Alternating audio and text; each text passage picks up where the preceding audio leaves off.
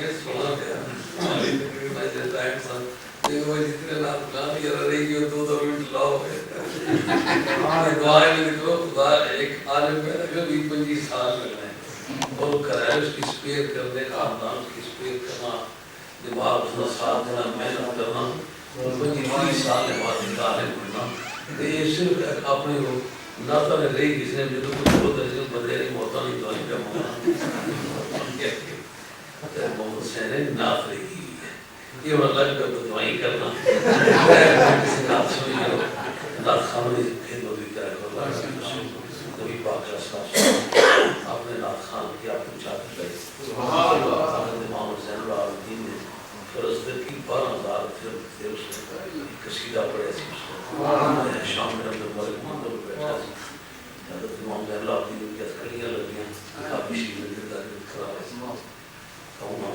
شادی کے کون ہے شام وقت میں نے جانا ہے کون ہے فرض میں بچہ سننا سا گیا وقتی پیچھا جری نے جاندی پیٹ ملے لگا نانا کوئی امام حسین العابدین نے مطلب کہا ہے کہ میں نہ جاننا وہ اس کی زمین جاننی ہے اس کی اسمان جاننی اس کی ہل جاننی ہے اس کی حرم جاننی ہے اس کی دنیا جاننی ہے قیامت جاننی ہے اس کی انسان جاننے نہیں اس کی فرشتے جاننے یہ نبی نے اولاد خاتون جنت نے اولاد حسین حسین نے اولاد یہ مولا مرزانہ پولیس اس نے ساتھ 12,000 درم ابو جیل خان کمون چیز لکھی پرانجے 12,000 درم اس کی جو نظر پوری تیری نے ناف اس وقت نہیں سی پڑی یہ بھی پیسے رسول تھے آپ خیر مجھے بوڑی کر دی آپ نے پھر چیز لکھی انہوں نے چاہیے کہ نبی پاک میں خاندان کی طرف وسیع ملے اراد نہ عرض کی تعلق اللہ پاک کیا کھانے جانے کہ وہ تو بہت نبی کہتی سے تمہارا خون والے کو کسا کسی کی طرح میرا خون والے نارم والے جیرت والے وہ فربان ہوا اس کی وہ دوسرے میں تو سوال ہے نہیں ہے وقت جا دیا کو رکھتے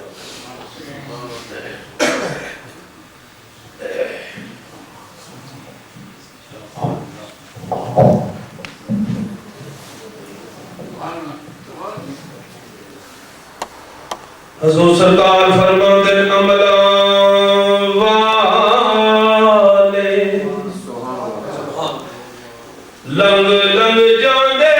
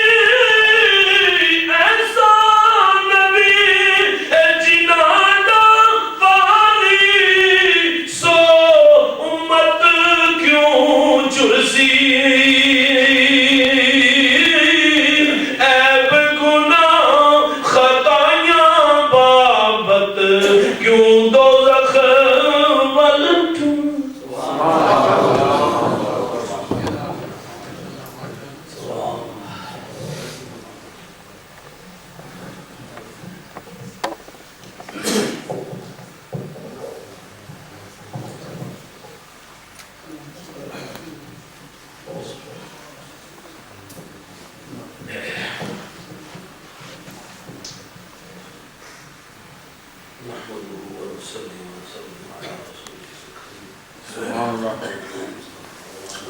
سبحان اللہ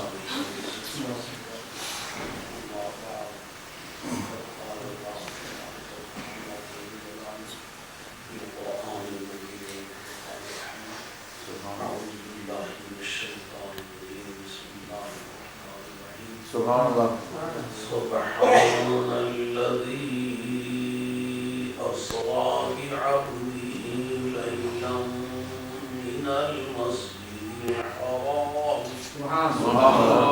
من المسجد الحرام إلى المسجد الأقصى الذي باركنا حوله لنريه من آياتنا سبحان اللہ إنه هو السميع البصير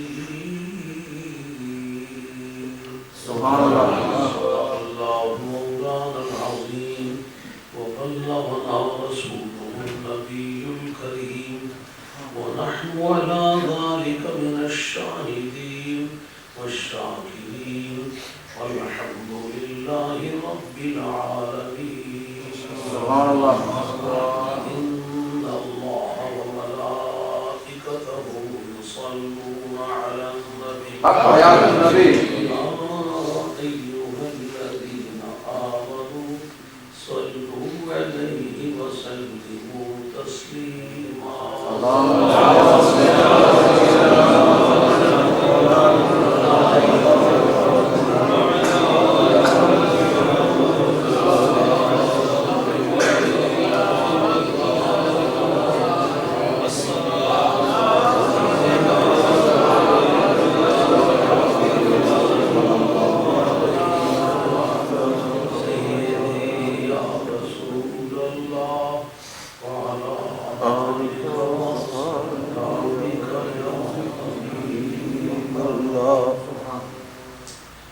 معزز علماء کرام،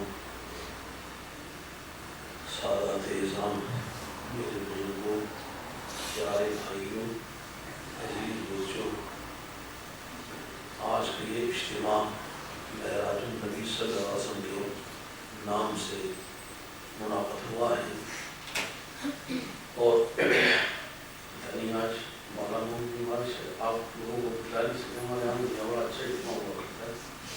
آج کے دن تھوڑے مگر بہار ہو کے خزاں ہمارا تو لغمائی میں لائی ہے سبحان اللہ جس سے ہمارے جو مقصد مطابق نہیں کہ بندے تھوڑے ہوئی ہے زیادہ اپنے معبود کی بات کرتی ہے، دین کے بارے میں بات کرتی ہے۔ سبحان اللہ اس لیے میں سمجھتا ہوں ایک آدمی بھی کوئی کام کر مل جائے تو اس سے دو چار باتیں کر لی جائیں، ایک خاطر خدرہ تسلی کی دھیان رومی رحمت اللہ باتیں ہیں کہ عید مجنون رات سے سہران در بیابانے جنوب نشست فرد مجنون کو کسی نے دیکھا کہ جنوب میں بیٹھا ہوا ہے کسی صحرا میں، تو ایسے ریب کاغذ بود و مشتاں قلم بی نمودے نامہ بیرے کس رقم بیٹھا ہوا ریب کو استعمال کر کے کاغذ کی طرح بنا کے اوپر خط لکھ رہا ہے۔ جب قریب جا کے دیکھا تو لیلا ہی لیلا لکھا ہوا ہے۔ اس نے پوچھا گفت مجنون را تو شیدا چیز نہیں می نویسی نامہ بہرے کیس نہیں، ایسا پاگل ہے کس کے لیے تو خط لکھ رہا ہے، یہ کس ڈاکخانے کے لیے سے پوسٹ ہوتا ہے، ہاں میل کرو گے اس کو؟ انہوں نے کہا مجھے پاگل ضرور ہوں میں، مجھے پاگل کہو بے شک، لیکن میں اپنے کام میں فرزانہ ہوں دیوانہ نہیں، میں جانتا ہی میرا کام اسے کوئی نہیں لے جائے گا، لیکن گفت مشق نام لیلا بھی ہونا خاطر خدرہ تسلی کی دھیان، مجھے پتہ ہی خط کوئی نہیں لے جائے گا، لیکن میں لیلا لیلا دیتا ہوں تذکیر مل گئی۔ ہم نبی پاک کے غلام ہیں، اگر کوئی سہرا کی تنہائیوں میں کوئی ایسا مل جائے سرکار کی دو باتیں کر لیں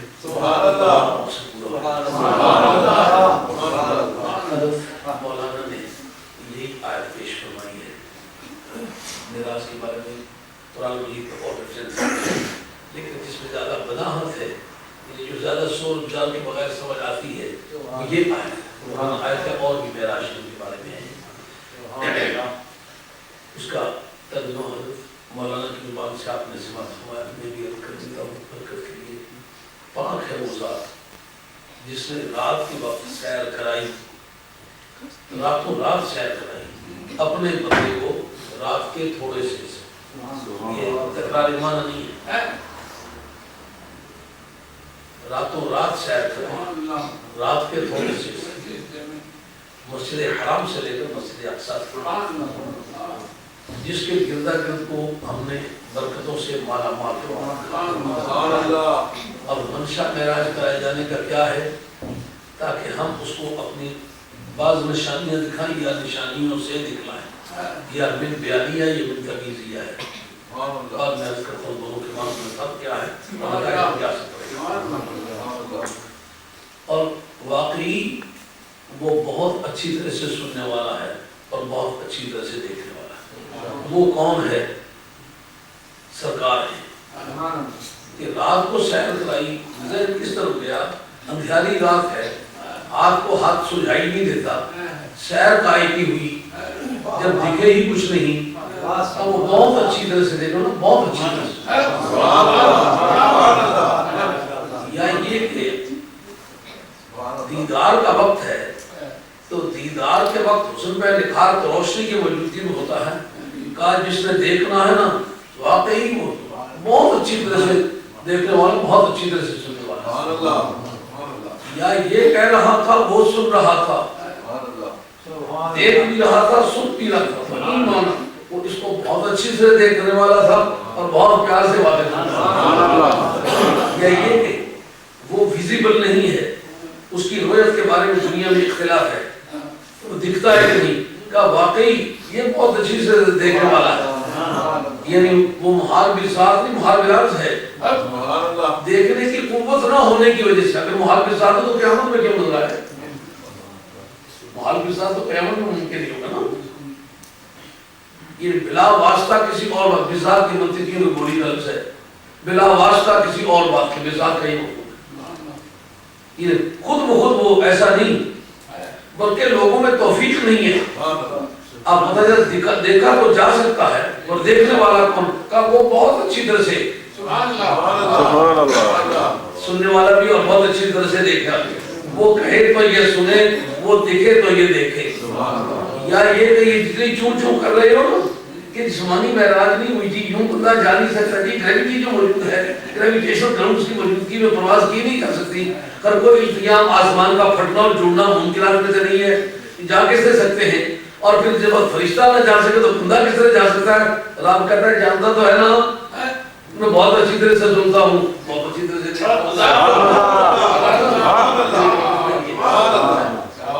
یہ خواتین میں آیات کا چپٹر ہے، یہ تفسیر میں آیتوں کے خاتمے کا مضمون، آیتوں کے خاتمے کا مضمون جب تک نہ جانے تفسیر اس کے لیے جائز نہیں ہوتی، تو پورے مطلب کا اثر ڈالتا ہے۔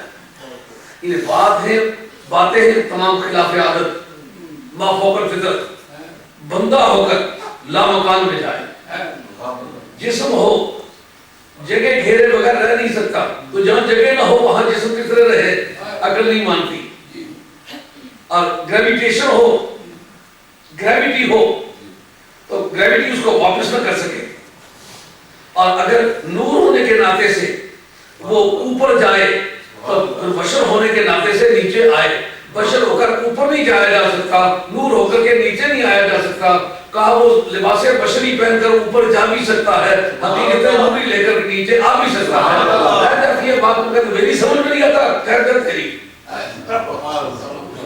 انہو هو السمیع البصیر، آیت کا سلسلہ کرتے ہوئے بھی حقیقت سمجھ میں حضرت مولانا کے بارے میں جن جملے مجھے کہنے کی محسوس ہوتی ہے۔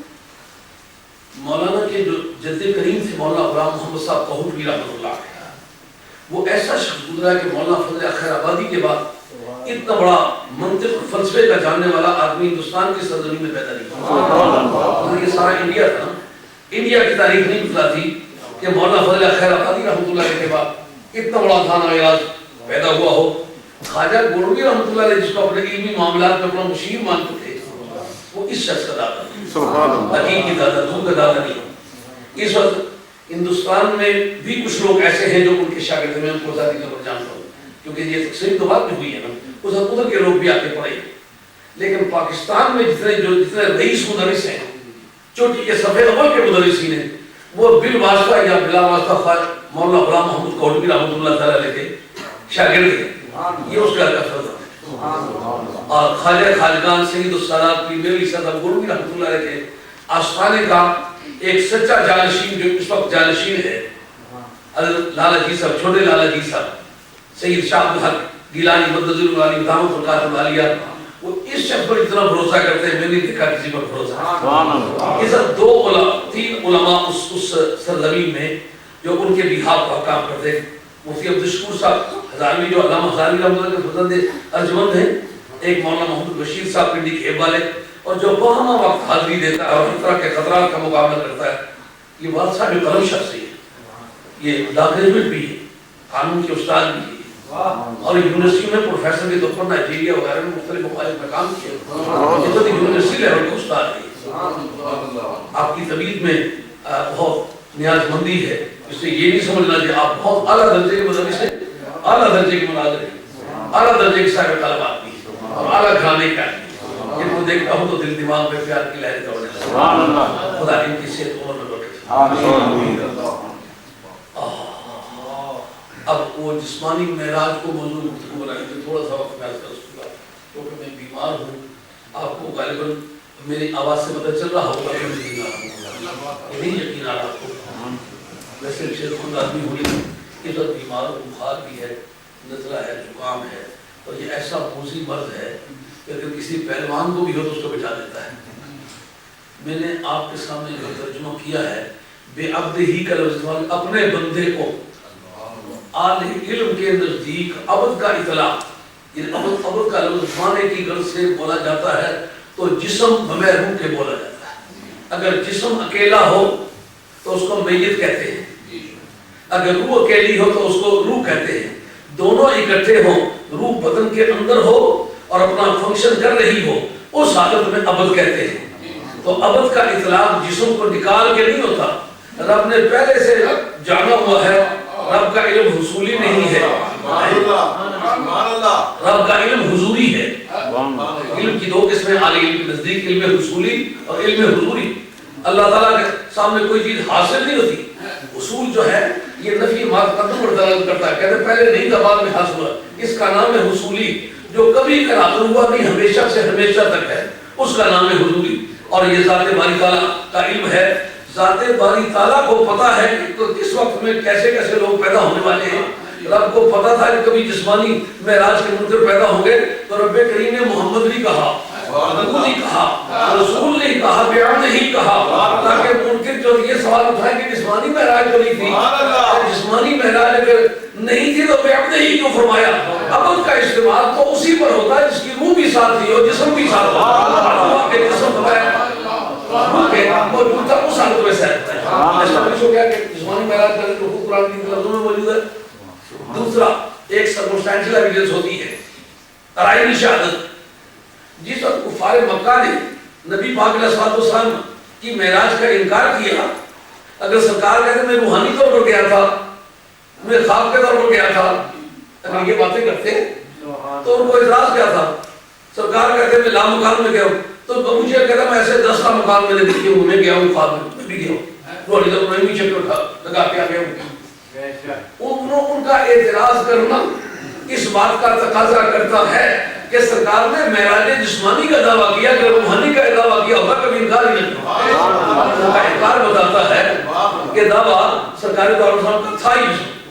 پھر یہ کہ حضرت نبی کریم رؤوف الرحیم صلی اللہ علیہ وسلم کے سامنے جب انہوں نے آئیڈینٹی ٹریڈ کرانا چاہیے کہ سرکار یہ بتلائیے کہ اگر آپ واقعی گئے ہیں تو بتائیں کہ اس کی کھڑکیاں کتنی، اس کے روشن دان کتنے، اس کو مٹیریل کیسا لگا ہوا ہے۔ اگر خواب میں کوئی دیکھے کہے میں خواب میں آج میں کعبہ شریف حج کرتا رہا ہوں، اس سے پوچھتا دیواریں کیسی ہیں، دروازے کیسے ہیں، کھڑکیاں کیسے، پوچھتا ہے۔ تو ایسا ہو سکتا ہے کہ واقعہ میں شکل اور طرح کی ہو، خواب میں اور طرح کی نظر آئے، تو یہ خوابوں کا قصہ بڑا پرانا ہے، خوابوں کا قصہ نیا نہیں ہے۔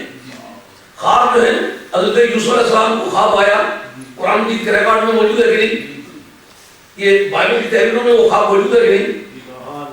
کہ میں اس سے ستارے دیکھے، اس سے سورج دیکھا، اس سے چاند دیکھا، گرتا دیکھا، تو نبی کے سامنے بیان کیا گیا، انہوں نے کہا کہ محمد ہے؟ نہیں، انہوں نے کہا کہ اس کی تعبیر یہ ہے، ایسے ایسے حالات آنے والے۔ ابراہیم علیہ السلام نے خواب دیکھا کہ جو آپ قربانی کر رہے ہیں، کئی ہزار برس پہلے سرکار سے یہ خواب دیکھا گیا، اس کو قرآن مجید نے دوبارہ اس کا ذکر کیا، آپ اسی بنیاد پر قربانی دیتے چلے آ رہے ہیں نا، تو خواب نئی بات تو نہیں ہے نا، واقعہ میں کسی اور طرح کی نہیں دیکھتے ہو۔ آج میں نے اپنے بیٹی کو دیکھا لیکن ان کی داڑھی سیاہ ہے، حالانکہ بابا جو ہے وہ 95 برس کا ہو گیا، فوت ہوا ہے، اس کے بال سفید تھے، لیکن سفید بالوں والے کو خواب میں سیاہ بالوں میں دیکھا کہ نہیں دیکھا؟ دیکھا نہیں، خواب میں دیکھا، لیکن ان کے کان کٹے ہوئے ہیں، وہ کانوں والا تھا، خواب میں کان کٹا ہو گیا، مل سکتا ہے نا؟ اس پر کوئی دعویٰ ظاہر کرتا ہے کہ تم نے خواب کی حالت میں ان کی ڈیفینیشن کے مطابق کیوں نہیں دیکھا؟ اس کا مطلب یہ خواب کی حالت میں شکل بدل سکتی ہے۔ اگر خواب کا قصہ ہوتا تو کبھی وہ شناخت کریٹ نہ کراتے کہ اگر واقعی تم نے دیکھا ہے تو آؤ بتاؤ دیواریں کیسی، مٹیریل کیسا لگا ہوا ہے، بخاری کا متن ہے، اس پر ذرا غور کرو۔ بے شک آپ نے ایک بات 10,000 مرتبہ سنی ہے، لیکن جو کہیں کسی نئے ٹارگٹ پہ آئے تو مہمان لگی ہے، آپ اس پر غور کریں۔ یہ سرکار علیہ السلام کے بارے میں یہ بات کہی گئی کہ اگر واقعی گئے ہیں، عالم بیداری میں گئے ہیں، جسمانی طور پر گئے ہیں، تو پھر جو اس کی صورت واقعی ہے وہ آپ کو بتانا پڑے گی۔ اس کی صورت واقعی مانگنا، ڈیمانڈ کرنا تقاضا کرتا ہے اس بات کا کہ سرکار کا دعویٰ جسمانی معراج کا تھا، روحانی معراج کا خدا کبھی یہ ڈیمانڈ کرتا ہے۔ بات سمجھ آئی ہے؟ اب جو سرکار کو اللہ سامنے ہیں، ایسا تردد مجھے زندگی میں پہلے کبھی نہیں ہوا تھا جو اس تاریخ تردد ہوا۔ اس پر وہ کہتے ہیں اگر نبی پاک علیہ السلام کو غیب کا علم تھا تو پھر تردد کیوں ہوا؟ تردد کا ہونا بتاتا ہے کہ سرکار کو پہلے علم نہیں تھا، اور تم نے جو نتیجہ اخذ کیا ہے یہ نتیجہ غلط ہے۔ تردد کے معنی ہے ایک بے قراری کا عالم، تو بے قراری جس آدمی کو یہ آ جائے جی ٹیلی گرام آ جائے، ٹیلی فون آ جائے کہ تیرا بیٹا ایکسیڈنٹ میں شہید ہو گیا ہے اور اس کی ڈیڈ باڈی آ رہی ہے، فلاں تاریخ کو پہنچ رہی ہے، اگر اس کو تردد ہو تو اس کا معنی ہوتا ہے علم نہیں ہے، اس کو بے چینی ہو تو اس کا معنی علم نہیں ہے، نہیں۔ اس سے علم کے نہ ہونے پر دلیل قائم کرنا یہ بالکل خلاف ضابطہ ہے۔ اگر تم نہیں مانتے تو بخاری کا مطلب پیش کرتا ہوں، تمہیں ماننا پڑے گا جو میں کہتا ہوں، ٹھیک ہے؟ حدیث قدسی بخاری کا مطلب ہے کہ جب مومن کی موت واقع کرتا ہوں تو ایسا تردد مجھے کبھی نہیں ہوا جو اس وقت ہوتا ہے، اور رب کو علم نہیں ہے۔ اگر تو تردد کے معنی عدم علم کے لیتا ہے تو بتا رب کیوں کہتا ہے جب بندے کو مارتا ہوں اس وقت دکھ ہوتا ہے، فیصلہ کرنا ہے لیکن دکھ ہوتا ہے، کیوں؟ کہ دوستی ہے، بنایا کتنے پیار سے ہے، اس کے سامنے سیدھا کروایا ہے، اگر اس سے کلمہ پڑھا تو اس کے لیے میں نے قانونی الگ بنائی ہوئی ہے، اور اگر اس سے کلمہ نہیں پڑھا تو کتنی صدمے کی بات ہے حالات کی روح سے کہ یہ بندہ جس کے سامنے میں نے سیدھے کروائے ہیں وہ جہنم خود خرید رہا ہے۔ تردد اس وجہ سے ہوتا ہے کہ جس کو دوست بنا کے خلافت کا تاج پہنایا ہے اس کو مارنے کی نوبت آئی ہے۔ اگر خدا سے یہ اصطلاح نہیں کیا جا سکتا کہ خدا کو علم نہیں ہے اس لیے تردد ہوتا ہے، تو پھر یہ بھی مانو کہ نبی کریم علیہ السلام کو بھی تردد اس لیے نہیں ہے۔ کہتے ہیں بتا اس لیے کہ علم لا علمی کی وجہ سے نہیں ہے تو کیوں؟ مجھ سے پوچھ۔ تردد کس لیے ہے؟ اس لیے کہ دیکھو میں کوئی انجینئر بن کے وہاں گیا تھا، آرکیٹیکٹ بن کے گیا تھا، میں کوئی اس طرح کی مسجد بنانا چاہتا تھا، جا کے دیواریں ماپتا رہا، اس کا مٹیریل دیکھتا رہا۔ جیسا مجھ سے ہی کوئی جا کے کل پوچھے گھروں میں کہ آپ اسلامک سینٹر بری میں آپ نے تقریر کی ہے، بتائیں کل کھڑکیاں کتنی ہیں؟ میں بتا سکتا ہوں؟ کوئی کھڑکیاں لینے کے لیے آئے؟ پوچھے دیواریں کل کتنی لمبی ہیں؟ کیا بتا سکتا ہوں؟ اس مسجد کی چوڑائی کتنی ہے؟ کیا بتا سکتا ہوں؟ میں کوئی آرکیٹیکٹ بن کے آیا ہوتا تو یہ ناپ تول کرتا میں ایک مذہبی پیشوا کی حیثیت سے آیا ہوں. میں یہ بتا سکتا ہوں تخمیناً عالمی اتنے تھے, تخمیناً علماء کرام کی تعداد میں تشریف لائے ہوئے, یہ بات بتا سکتا ہوں. لیکن اس کی لمبائی چوڑائی کے بارے میں کچھ معلومات فراہم کرنا چاہوں تو میں ایک تخمینہ وزن ہوگا. پھر واقعہ ایسا تردد اس پر ہوا کہ میں تو رسول کی حیثیت سے گیا ہوں, رب کا محبوب ہونے کی حیثیت سے گیا ہوں. تو یہ مجھے سمجھ میں درخان بن کے گیا تھا, نہیں آرکیٹیکٹ بن کے میں نہیں گیا تھا, میں رسول بن کر کے گیا تھا, رسولوں کو امامت کرانے گیا تھا. میں اگر اس کام کے لیے گیا ہوتا تو پھر میرے سامنے وہ سامنے چیزیں تھی, میں معاف دیتا. اب اگر یہ بات سمجھ میں آ گئی تو بہت ہی اچھی ہے, نہیں تو اگلے جو اس کو اور اچھی طرح سمجھائیں گے. نبی کریم علیہ السلام فرماتے ہیں, حضرت بخاری کا مطلب ہے کہ اس وقت بیت المقدس شریف اٹھا کر کے میرے سامنے رکھا گیا. بیت المقدس کا اٹھا کے سامنے رکھنا اور سرکار کا اس کو بیان کرتے چلے جانا. کہتے ہیں اس سے ایک اور دلیل ہاتھ آ گئی علم کے نہ ہونے پر, کہ اگر علم ہوتا تو پھر اس وقت بتاؤ کہ سامنے اٹھا کے لایا کیوں جاتا. میں پوچھتا ہوں قیامت کے میدان میں نامہ اعمال اگر پیش کیا جائے, فرشتے پیش کریں, رب اسے دیکھے اور رب دیکھتا چلا جائے اور مطالعہ کرتا چلا جائے, تو اس وقت یہ کہنا صحیح ہوگا کہ رب کو پتا ہو تو نامہ اعمال کیوں دیکھے. اگر پتا ہوتے ہوئے نامہ اعمال وہ دیکھ سکتا ہے تو پتا ہوتے ہوئے نبی کریم علیہ السلام بیت المقدس کا مطالعہ اچھا اس کو نہیں تو آگے چل دو قدم اور آگے چلنے سے اور جائے گا. تو جب یہ پوچھا گیا کہ بتا کھڑکیاں کتنی, روشن دان کتنے, سرکار بتاتے چلے گئے. پر وہ تو نے جو نتیجہ اخذ کیا کہ سرکار کو پتا ہوتا تو پھر مشاہدے میں کیوں لایا جاتا. مجھے یہ بتا کہ وہاں لایا جا کر ابو جہل کو نظر آیا, ابو لہب کو نظر آیا, عتبہ کو نظر آیا, ولید کو نظر آیا, شیبہ کو نہیں نظر آیا. کیوں نظر نہیں آیا؟ کہ وہاں آ کر کے بھی غیب ہی میں رہا, نظر اسے ہی آیا جو غیب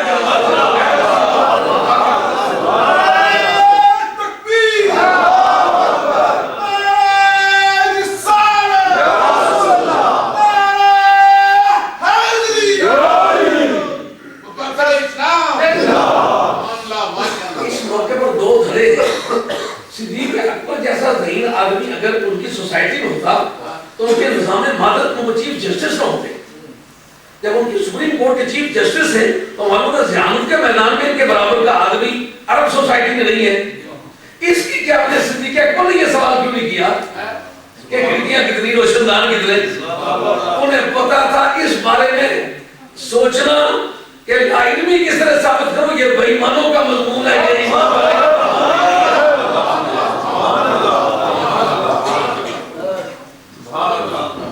یہ بے ایمانوں کا مضمون ہے. اگر یہ ایمان والوں کا مضمون ہوتا تو عالمنا علی افضانا علی, اور عالم کی روایت بخاری کے مضمون میں ہے علی, ہم میں سب میں چھوٹی جج علی ہے. اور مسٹر بھائی نے لکھا ہے only one judge is in the world whose decision was never challenged. اکیلا ہی جج ہے پوری دنیا میں کہ جس نے کسی فیصلے پر پٹیشن داخل کی. No rebellion was filed. No reversal was filed. No replete was filed. کبھی اس فیصلے میں اقتباس بھی نہیں ہوا, ریورشن بھی نہیں ہوئی, امپیونمنٹ بھی داخل نہیں ہوا. پوری دنیا کے کسی جج کی تاریخ میں یہ نہیں. حضرت علی ایسا جج ہے جس نے جو فیصلہ کیا آج تک دنیا مانتی ہے یہ کریکٹ, یہ ایکوریٹ ہے. وہ موجود ہے, انہوں نے کیوں سوال نہیں کیا. اس کا مطلب یہ ہے کہ وہ یہ بتانا چاہتے ہیں کہ ایمان والوں کا مضمون نہیں ہے, یہ بے ایمانوں کا مضمون ہے. کہ ہر پہلو میں نبی پاک کی لا علمی تلاش کرنا رہ جاتا ہے. تمہارا یہ سوال اگر علم تھا تو اٹھا کے لایا کس کا جواب؟ اس کا جواب یہ ہے کہ نبی کریم علیہ السلام کے بارے میں ایک پروسیجر کی تبدیلی ہوئی ہے. کیونکہ قاعدہ کیا ہے, جس کی جتنی جورسڈکشن بڑی ہے, جتنا جس کا پرسکرائبڈ ایریا بڑا ہے, اتنا ہی اس کو ٹرانسپورٹ کی دے دی جائے کرتی ہے. اگر ایک ڈی سی کو لمبے لمبے کانوں والا ایک جانور کالے رنگ کا دے دیا جائے کہ تم ایک مہینے میں پورے ڈسٹرکٹ کا دورہ مکمل کرو, کیا خیال ہے وہ اس پر سوار ہو کر کے پورے ڈسٹرکٹ کا دورہ کر سکے گا؟ اگر ایک گورنر کو دے دیا جائے, ایک اونٹی دے دی جائے کہ پورے مہینے صوبے کا جتنا دورہ مکمل کرو, تو ایک صوبے کا دورہ 29 پر مہینے میں مکمل ہو سکتا ہے؟ اس کا مطلب یہ جو جو ہلکا بڑا ہوتا جائے گا تو سواری تیز تلاش کرنی پڑے گی. حضرت سلیمان علیہ السلام کل زمین آپ کی بادشاہ ہے.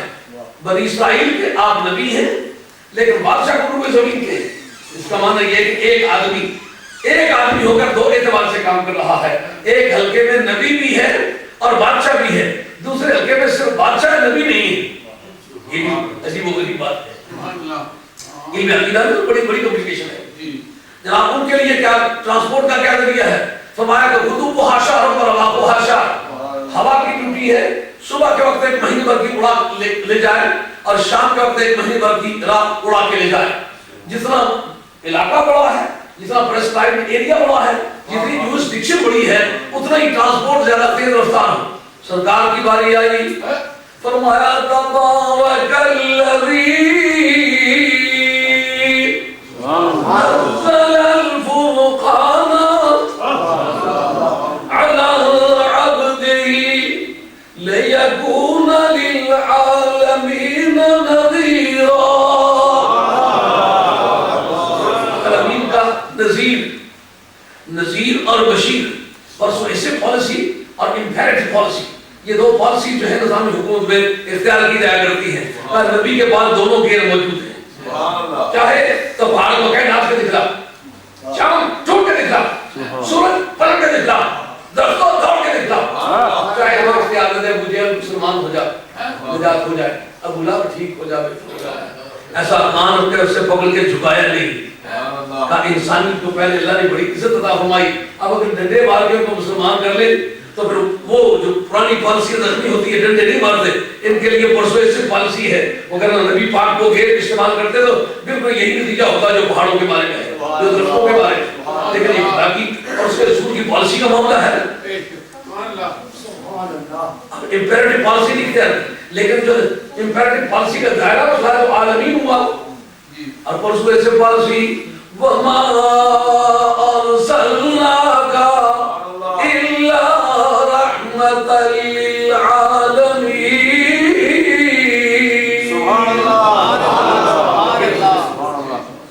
یہ ترغیبی پالیسی میں بھی تیرا دائرہ, تیرا رینج عالمین ہے. ترغیبی پالیسی میں بھی تیرا دائرہ عالمین ہے. عالمین کے دائرے کا کوئی ایسا فرما روا ہے, دونوں میں سے جو تیرا دل چاہے وہ غیر استعمال کر. اب جورسڈکشن پتہ چل گئی, جہاں تک رب ہے وہاں تک رسول ہے. جب پریسکرائبڈ ایریا اتنا بڑا ہے تو پھر ٹرانسپورٹ کیسی ہونی چاہیے؟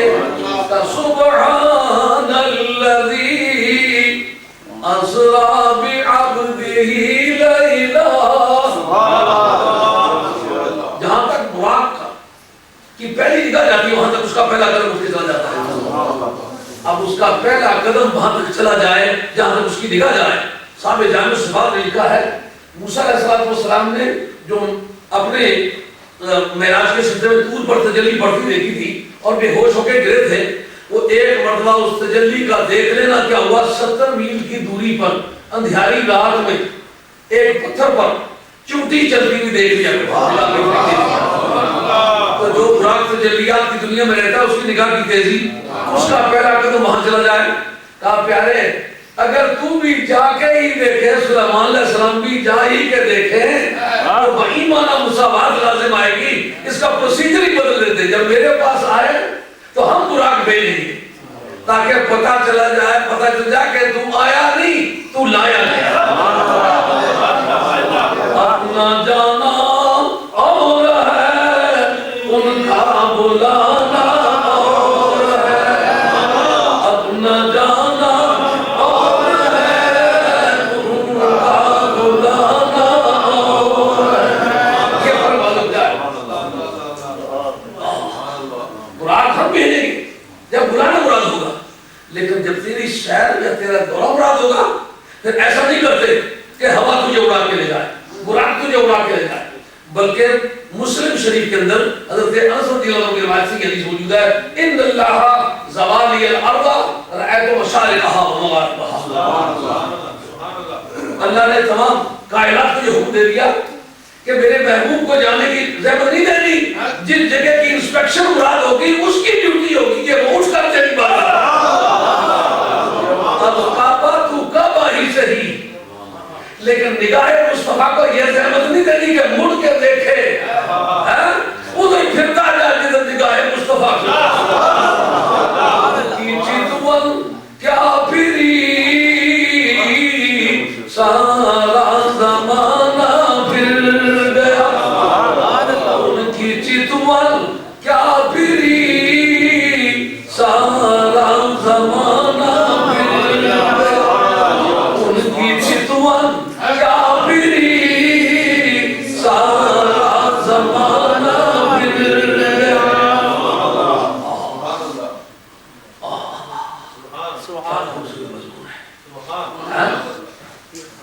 فَلَنُبَلِّغَنَّكَ سِنَّةً تَرْضَاهَا، یہ وہ بنتا عرفیہ عامہ، ہمیشہ ادھر قبلے پھرتے چلے جائیں گے جدھر تیری نگاہ پھرتی جائے گی۔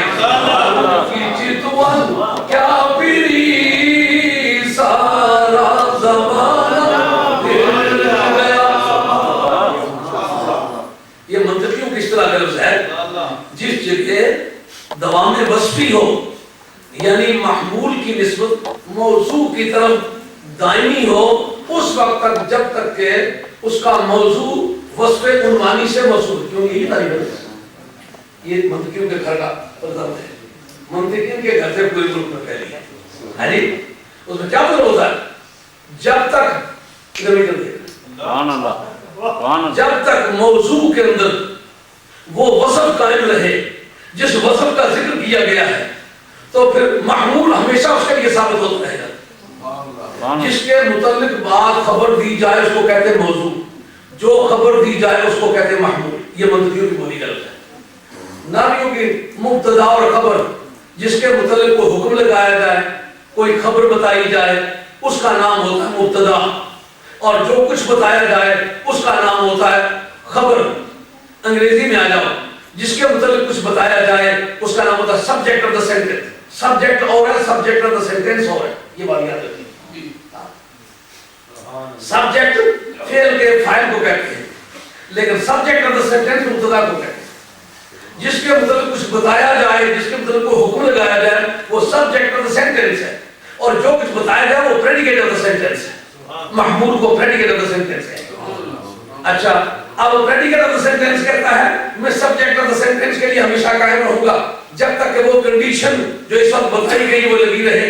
کہ فَلَنُبَلِّغَنَّكَ، یہ آپ کو منطقیوں کی بولی میں آپ کو ہر ایسے قبلے کی طرف پھیر دینے والا ہوں۔ جہاں نکرہ ہے نا، قبلہ تن نکرہ ہے نا، معرفت تو نہیں ہے، یہ تو معنی نہیں ہے کہ تجھے جو کعبہ شریف ہے اس کی طرف موڑ دیں گے، یہ ترجمہ تو نہیں ہے جو مکہ شریف میں قبلہ ادھر موڑ دیں گے۔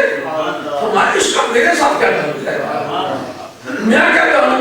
میرا کیا اس سے واسطہ کہ تو کون سا قبلہ بنانا چاہتا ہے؟ فَلَنُبَلِّغَنَّكَ، یقیناً اس قبلے کی طرف تجھے بھاگا جسے تو پسند قبلے کا فیصلہ کرنا تیری مرضی کرنا۔ زبان میں اس کا ترجمہ کیا ہو جائے گا؟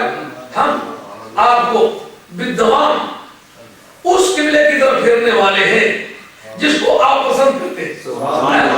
تو پھر اس کا وصف عنوانی کیا ہوا؟ پسند کرنا، اور حکم کیا ہوا؟ قبلے کی طرف پھیر دینا۔ تو مطلب جس کو تو پسند کرتا رہے گا، یہ تیری مرضی ہے تو آج کر، تیری مرضی ہے تو کل کر۔ اس کو منطقی کی زبان میں عرفیہ عامہ کہتے ہیں، یعنی ہم قبلے کا فیصلہ نہیں کریں گے، تیری نگاہ کرے گی، تیرا رخ زیبا کرے گا۔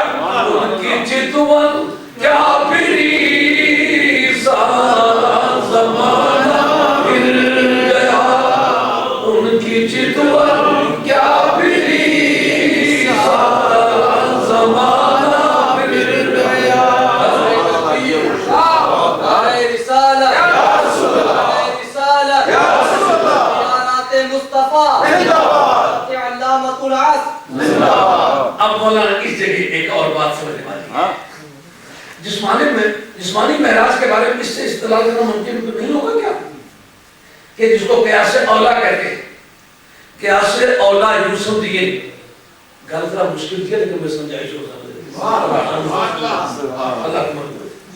لیکن جب کوئی نئی بات شروع تو آدمی کے چہرے پر ایک حیرانی کا سما ہوتا ہے، پتہ نہیں کیا ہونے لگا۔ قیاس اولا ایک لفظ ہے، یہ علماء کی بولی کا لفظ ہے، اصولیوں کے ہاں استعمال ہوتا ہے۔ قیاس اولا، قیاس اولا جس کو کہتے ہیں جس پر آپ کسی کو قیاس کرنا چاہتے ہیں اس کا نام ہے اصل ایک، مقیس علیہ دو، ملحق بہ تین۔ جس کو آپ قیاس کرنا چاہتے ہیں کہ اس کے ساتھ ماپ کے فیصلہ کرنا چاہتے ہیں اس کا نام ہے مقیس ایک، اس کا نام ہے فرع، اس کا نام ہے ملحق۔ مثلا آپ اس وقت پاؤڈر کو آپ قیاس کرنا چاہتے ہیں شراب پر، آپ دیکھیں گے کہ شراب کی حرمت قرآن مجید نے واضح کی ہے، تو فیصلے دو طرح کے ہیں۔ ایک احکام کی قسم ہے جو امور تعبدیہ، اس میں کسی عمل کرنے والے کو یہ رائٹ نہیں پہنچتا کہ وجہ کیا ہے، سمجھا نہیں بات کے لیے؟ سبحان اللہ سبحان اللہ۔ مثلا یہ صبح کی 2 رکعتیں ہیں فرض، شام کی 3 کیوں ہیں؟ ہم مولانی بیٹھ گئے تو یہ لگا ہیڑا نہ کام کر، یہ امور تعبدیہ ہیں۔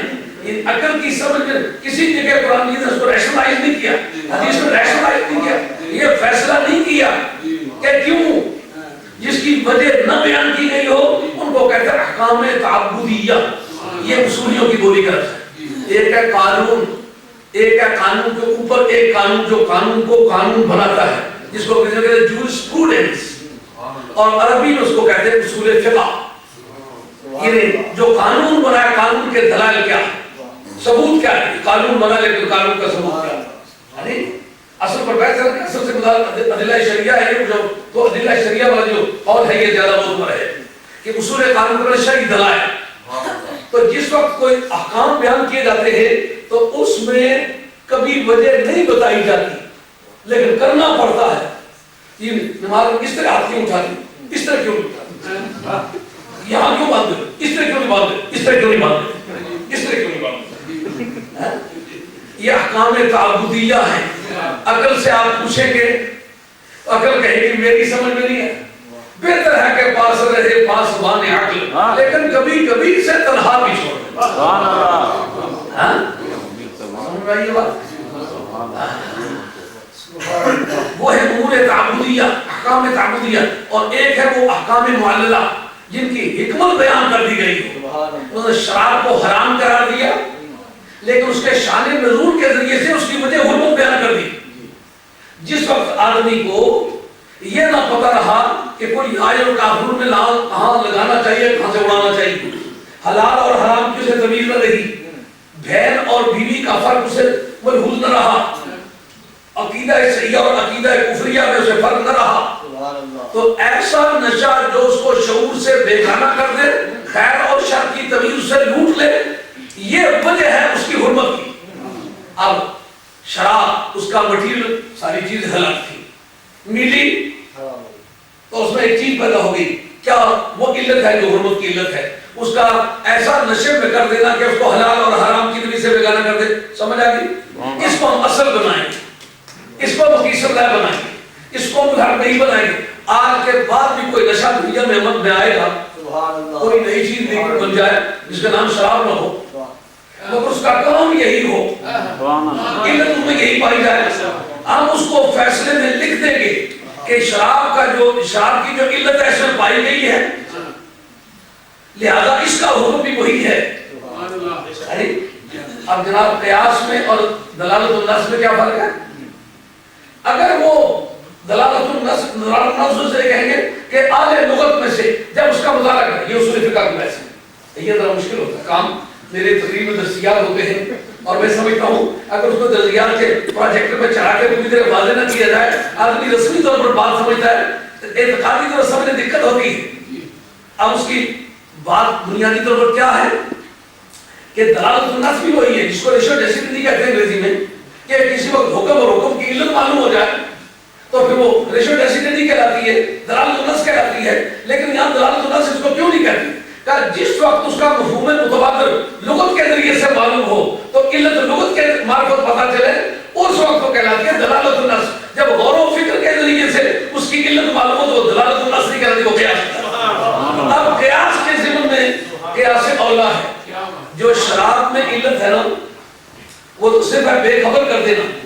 اگر اور کوئی ایسی ایسی چیز بنا دے جو بے خبر بھی کر دے لیکن گناہ کے لیے ایک انگیز بھی کرے، جب تک گناہ کر نہ چکے اس وقت اسے سکون نہ آئے، اس کو ہم حرام کہنا چاہیں گے۔ وہ کہے گا جناب وہ شراب کے اندر تو صرف اتنی علت ہے کہ وہ خیر و شر کی تمیز سے بے خبر ہو جاتا ہے، کفر اور ایمان کی تعریف سے بیگانہ ہو جاتا ہے۔ یہ تو جو کام کر رہا ہے، یہ جو چیز اس نے کھائی ہے یا پی ہے، اس سے ایک یا کہ نشہ آ جاتا ہے غضب کا، دوسرا جب تک بندہ نہ قتل کر ڈالے جان نہیں چھوٹ جی، جب تک کسی کی بہو بیٹی کی عزت نہ ڈھونڈ رہی ہے بازی نہیں آتا۔ اب جناب شراب کے مقابلے میں فالتو چیز پیدا ہوئی نا، جو اصل میں علت تھی وہ ایک تھی، اب فرع کے اندر جو علت پیدا ہو اس سے زور والی پیدا ہو گئی، اس کو کہتے ہیں قیاس اولا۔ گل سمجھ آئی کہ نہیں آئی؟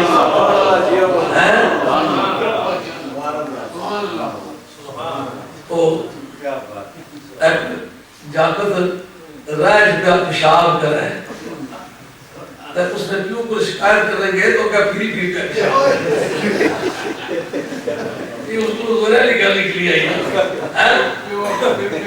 ہاں کیا اللہ سمجھ میں ہے؟ یہ شراب کے اندر جو وجہ پائی گئی تھی اس سے زیادہ زور والی علت کسی دوسرے چیز میں پائی گئی۔ اب جو شراب والی حرمت تھی وہ نری حرمت ہے، اور اس کو کہیں گے یہ حرمت بذریعہ قیاس اولا ہے، یہ جو علت اس میں پائی گئی تھی اس کے مقابلے میں زیادہ زور والی علت ہے۔ اب جو جسمانی معیار پر جو زیادہ زور کی علت ہے وہ پیش کرنا چاہوں گا۔ وہ بندہ تو کبھی ایسا ہے کہ اس کے اندر ایسے جوہر پیدا ہوں کہ وہ فضا میں اڑے، سلیمان علیہ السلام کو اڑنا ثابت ہے نا، لیکن مکانوں کا اڑنا فضا میں ثابت ہے۔ معراج کی رات صبح کو جب بیت المقدس شریف اڑ کے حضور کی بارگاہ میں آ گیا تو جس کا اڑنا نہ پہلے کسی تاریخ میں ثابت ہے نہ آج ثابت ہے، کل تک یہ تو ثابت ہے ہوا تو اڑا کے لے کے گئی ہے، تو قیاس اولا بنا کے نہ بنا۔ تو نبی کو کہتا اڑ کے نہیں جا سکتا، اور نبی جدھر منہ کر کے سیدھا کرتے ہیں جگہوں میں یہ بات ہے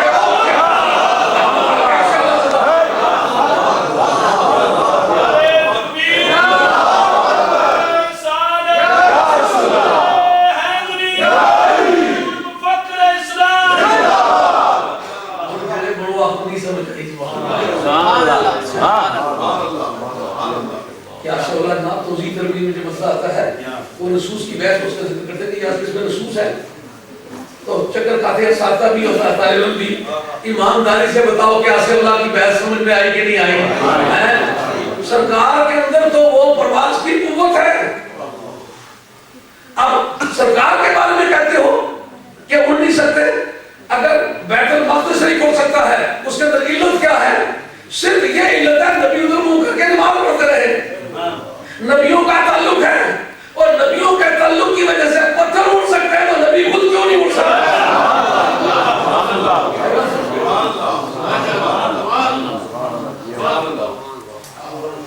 اس میں مسئلہ حاضر و ناظر بھی کہتے سرکار جسمانی طور پر معراج میں چلے گئے تو پیچھے تو سرکار کا بستر خالی رہ گیا، یا خالی رہ گیا مجھے تو ہی سمجھا، خالی رہ گیا تو گرم کیوں رہا؟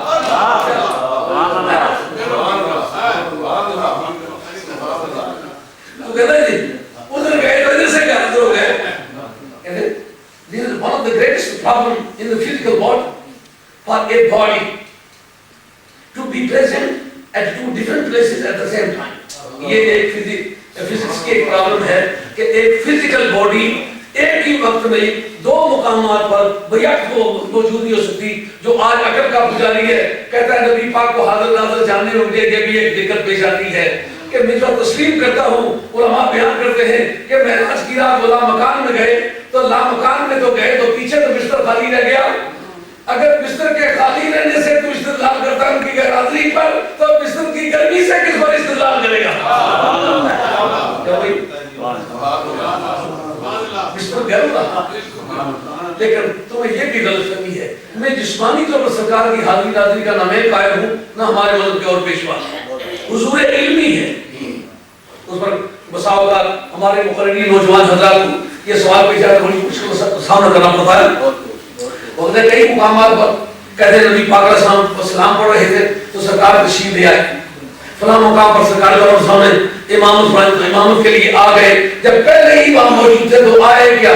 سمجھو؟ سبحان اللہ مجھے یہ بتاؤ جو تجلی طور پر گری رب پہلے ہی حاضر تھا تو اس وقت کیوں گری؟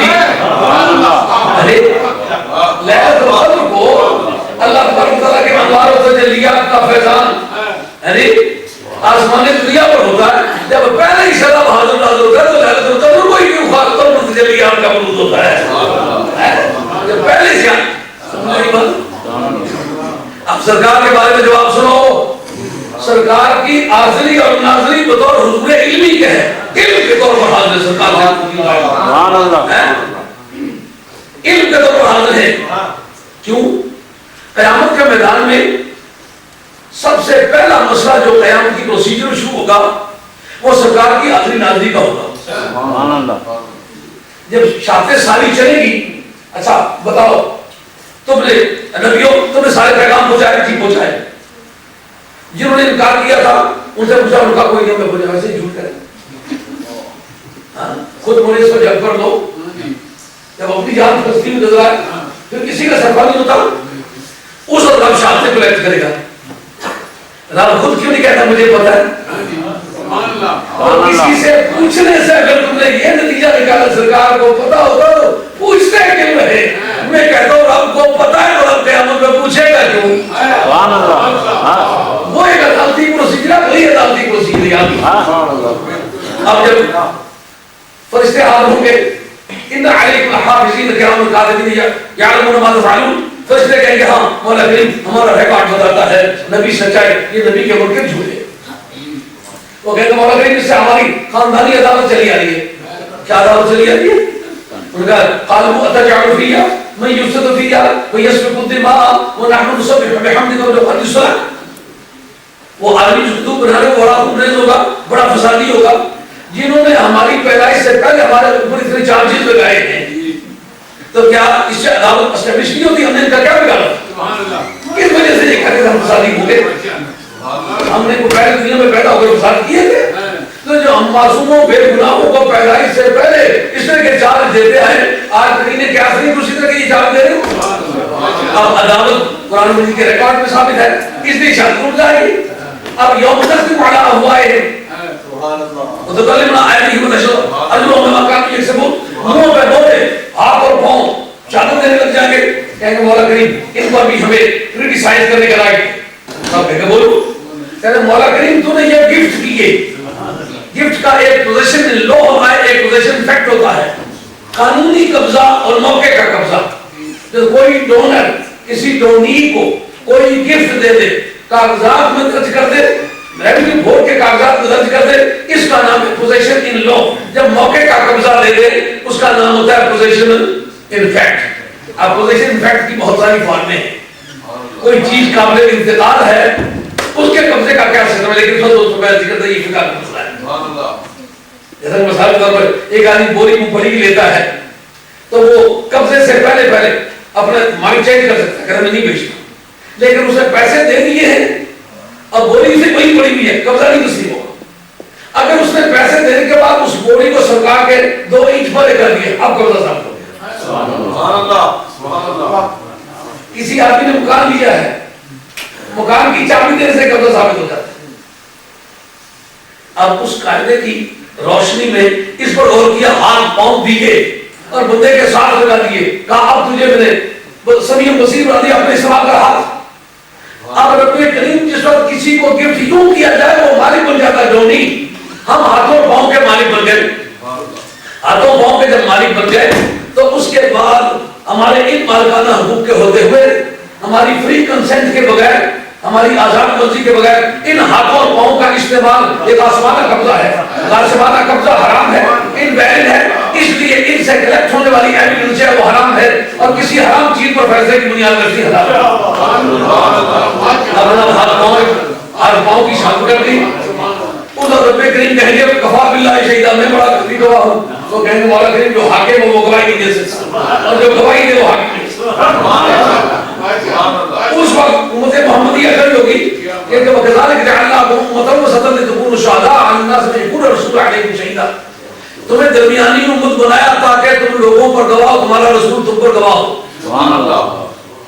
اسی سے ہمارے فقہا نے استدلال کیا کہ اس سے اجماع امت ثابت ہے قرآن مجید کی آیت سے کہ جن کے اکٹ سے قیامت کے میدان کا فیصلہ صحیح و صحت مند مانا جا سکتا ہے، ان کے اکٹ سے دنیا کا فیصلہ کیوں صحت مند نہیں مانا جا سکتا؟ یہ قیاس ہے اللہ کی ویسی کیونکہ جس کا فیصلہ چاہتے ہیں یہ کمزور ہے، جس پر بنیاد رکھتے ہیں تو اگر اس کی ذوق وجہ فیصلہ ہے تو پھر یہ بھی قیاس اولا کی ایک قسم بنتی ہے۔ قیامت میں جو فیصلہ زبردست معاملے کا ہو سکے گا تو یہ چھوٹا معاملہ کیوں نہیں ہو سکتا؟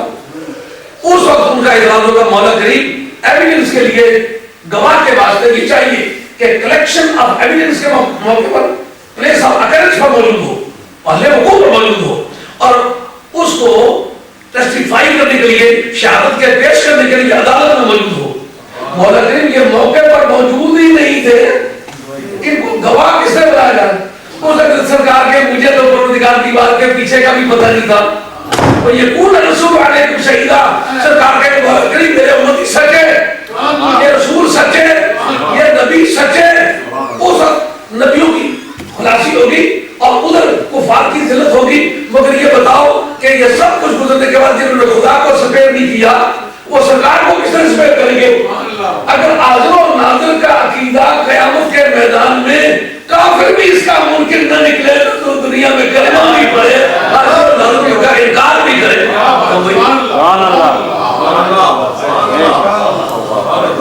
باتیں ماضی ہوتی چلی جا رہی نہیں بات۔ اب وہ فزیکل باڈی کے لیے ایک وقت میں اگر ہمارا یہ دعویٰ ہوتا کہ جسمانی طور پر کئی مقامات پر موجود ہوتے ہیں تو پھر تمہارا وہ اعتراض تھا، مگر اس اعتراض کو کسی اور سے بھی ساتھ کر سکتے ہیں۔ آج تک جو ہمارے عقائد کی کتابوں میں، تصوف کی کتابوں میں ابدال پر بحث آتی ہے وہ کیا ہے؟ سید شریف جرجانی آپ کی کتاب التعریفات شریف جرجانی کے 816 میں آپ کا وصال ہے، جس آدمی نے علامہ غزالی کو تیمور لنگ کے دربار میں شکست دی تھی، وہ آدمی ہے حسینی سالات سے سید شریف جرجانی گرگان کے رہنے والے لائق آدمی، بہت کم عمری میں علامہ غزالی سے واسطہ پڑا لیکن چند منٹوں میں فارغ کر دیا۔ وہ علامہ زمان خدا کی زمین پر علامہ غزالی کے برابر کا دوسرا عالم دین ہے۔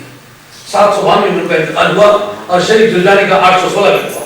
یہ تیمور لنگ کا زمان ہے، دربار میں مناظرے ہوئے سید بات ہے۔ اس آدمی نے کتاب تعریفات کے اندر لکھا ہے کہ بدل کو بدل کیوں کہتے ہیں؟ بدل کی جمع ہے بدل، کہتے ہیں وہ جس وقت جائے تو اپنے متبادل، اپنے بدلے میں فزیکل باڈی چھوڑ کے جاتا ہے اور ایک وقت میں کئی ہزار مقامات پر موجود ہو سکتا ہے۔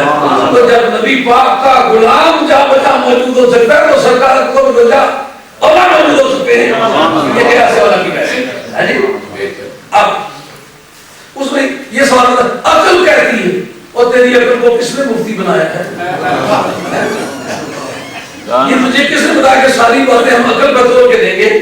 اگر تیری عقل کہے مجھے بہن میں اور بیوی میں کوئی فرق نظر نہیں آتا تو وہ حلال ہے یہ حرام ہے، میری عقل نہیں مانتی، اب عقل استعمال کر۔ جب تو یہاں رک جائے گا تو تجھے ماننا پڑا عمر تعبدیہ بھی ہے، یہ عمر واللہ میں سے نہیں ہے، عمر تعبدیہ میں سے بے چونو چراغ مجھے تسلیم کرنا پڑے گا۔ اب فزیکل باڈی میں ان جگہ محدثین گفتگو کریں گے کہ کیا جس وقت بیت المقدس شریف حضور کی بارگاہ میں لایا گیا اس وقت فلسطین میں سے غائب ہوا؟ آج تک کوئی بھی اس کا دعوے دار نہیں۔ جب سرکار کی بارگاہ میں لایا گیا اس وقت فلسطین سے وہ غائب ہوا، پیلسٹائن سے غائب ہوا، جس کا معنی یہ ادھر سرکار کی بارگاہ میں بھی موجود ہے اور ادھر بیت المقدس شریف میں بھی موجود ہے۔ اگر پتھر، اینٹیں اور لکڑیاں ایک وقت میں مکہ شریف میں بھی موجود ہو اور فلسطین میں بھی موجود ہو تو میرے مصطفیٰ کے جسمانی طور پر بھی کئی مقامات پر موجود ہوئے۔ اور قریب آ جائیے، علامہ شامی نے شامی کے متن کے اندر لکھا ہے اس بحث میں کہ کیا کعبہ شریف کسی ولی کے گردہ کی طواف کر سکتا ہے؟ وہ کہتے ہیں ما کانا معجزۃ لنبی جاز ان یکون کرامۃ لولی، یہ قائم ہے جس کو امام ابو شرانی رحمۃ اللہ علیہ نے الواقید والجواہر کے اندر ذکر کیا ہے اور جس کو فتوحات مکیہ کے اندر امام مجدد نے عربی رحمۃ اللہ ذکر کیا ہے۔ ہماری عقائد کی کتابیں لکھتی کہ جو چیز معجزے کے طور پر کسی نبی کے لیے ممکن ہو وہ ولی کے لیے بطور کرامت کے ممکن. اچھا کہتے ہیں تو سرکار کے نے معراج کیا تو ولیوں نے کہاں معراج کی, اور ممکن ہونا وقوع کو مستلزم تو نہیں نا. یہ کس نے بتایا ہے کہ ممکن کے لیے وقوع شرط ہے؟ ایسا آج بھی بغیر باپ کے بیٹا پیدا ہونا ممکن ہے کہ نہیں؟ اگر نہیں ممکن تو عیسیٰ علیہ السلام کیسے پیدا ہوئے؟ اگر نہیں ممکن تو ماں باپ دونوں کے بغیر آدم علیہ السلام کیسے پیدا ہوئے؟ معلوم ممکن تو ہے. کہتا ہے روزانہ واقعہ نہیں ہوتا تو امکان کی بھی بحث پڑھ. امکان کی 5 قسمیں ہیں, ان میں سے یہ بحث جو ہے امکان کے لیے وقوع شرط ہے ہی نہیں. اس کیپٹل میں لکھتے ہیں حضرت امام شافعی رحمۃ اللہ علیہ, کہتے ہیں کہ جس تاریخ نبی پاک علیہ السلام نے پہلی مسجد جا کے بنائی کعبہ شریف میں, تو قبلے کی بحث صحابہ میں چھڑ پڑی. اس وقت اسی پروگرام کے مطابق کے جگہ کو حکم ہے اٹھ کے سامنے لگا, قبلہ جناب اٹھ کے سرکار کے سامنے ہو گیا. اب بتاؤ پتھر مولانا مدرک کے ساتھ ہیں, متحرک بھی لڑا ہے, پتھر اپنے طور پر سمجھتے ہیں, اپنے طور پر حرکت کر سکتے ہیں. تو آدم کو اگر وجہ بناتے ہیں کہا کہ تو کعبے کے اٹھنے کی وجہ بتلاؤ, اگر تو اس کا بھی انکار کرتی ہے. اگر سرکار کی نگاہ پڑے تو پتھر جا بھی سکتے ہیں, آ بھی سکتے ہیں, سمجھ بھی سکتے ہیں. تو یہ عقل سے اوپر ہی چل کے بات ہے نا. کیا مانا ہے سرکار والوں کی منڈی میں عقل چلنے والی چیز نہیں ہے, عشق چلنے والا. عشق محبت سے کام نہیں. جسمانی معراج ہوئی کہ نہ ہوئی, بحث چلتے ہی ہاں گئی. اب دیکھو کہ جس وقت کعبہ شریف مدینہ شریف میں جا کے حاضر ہوا تو کیا کہ مکہ شریف سے حاضر ہوا؟ مکہ شریف سے حاضر نہیں ہوا. کیا بولو, مکہ شریف میں بھی موجود رہا اور ادھر مدینہ طیبہ میں بھی موجود ہوا. اب نبی کریم علیہ السلام کے معجزے کے طور پر کعبہ شریف کا جانا اور سرکار کے حکم کی یا رضا کی تعمیر کرنا ممکن ہوا, تو پھر ولی کے لیے بھی یہ ممکن ہوا کہ اس کے پاس کعبہ ہے. اس چیپٹر میں لکھا. تو اب معراج کی راہ یہ بحث کے نبی پاک علیہ السلام کی جسمانی معراج ہوئی کہ نہیں ہوئی, ان کے لیے گریویٹی تھی. گریویٹی کا مسئلہ بھی کوئی مسئلہ ہے, اور گریویٹی پر غور بھی نہیں کیا ہے. یہ نیوٹن کی تھیوری ہے. اس نے یہ بتایا کہ شیر گرا ہے, گر کے زمین کی طرف آیا ہے. کیوں آیا ہے؟ زمین کا وزن زیادہ ہے. یہ بات غلط ہے. گریویٹی آج ایڈوانس ہو چکی ہے. گریویٹی کی تحقیق یہ ہے کہ شیر کے اندر اجزائے ارضی تھے, زمین کے اجزاء تھے, زمین اس کی ماں لگتی تھی. بے یاد اس کی نہیں اصل ہے نا, آنی چاہیے, حق رکھتی ہے. اس عید پہ خدا کا کتنا غضب ہوتا ہوگا کسی انسان پر جس تاریخ اس کو ماں نہیں یاد آتی ہوگی. ماں کی عید کا تو پہلے بندوبست کرے. ماں وہی ہے نا, بچہ پیٹ میں ہے, عید کا وقت آ گیا ہے تو وہ ایک ساخت کے مطابق کپڑے سی کے رکھ لیتی ہے تاکہ بیٹی ہو تو اس کو یوں بدلوں تو بدلا جائے, بیٹا ہو تو یوں بدلوں تو بدلا جائے. تو ابھی پیٹ سے بچہ پیدا نہیں ہوا, ماں نے عید کا بندوبست کیا ہے. کس کا نائب وہ بیٹا ہے کہ اس ماں کو عید کے موقع پر یاد نہیں کرتا. پر کھینچتی کیوں ہے؟ اصل ہے. زمین نے سیب کو کیوں کھینچا کہ زمین اس کی اصل ہے, اس کے اندر اجزائے ارضی لگے ہوئے. یہی وجہ کہ ڈنڈوں کے ساتھ بنا ہوا ہے, نیچے ماں کی طرف دیکھ رہا ہے, نیچے لٹکا ہوا ہے کہ جب بھی کبھی موقع ملا اماں کہتی ہوں جب جان چھوٹی تو حاضر ہوں گا. زمین کیوں کھینچتی ہے؟ زمین زیادہ وزن کی وجہ سے نہیں کھینچتی, بلکہ اصل وجہ یہ ہے کہ وہ اس کے اندر اجزائے ارضی تھے. اب سرکار کو کھینچے گی اس تاریخ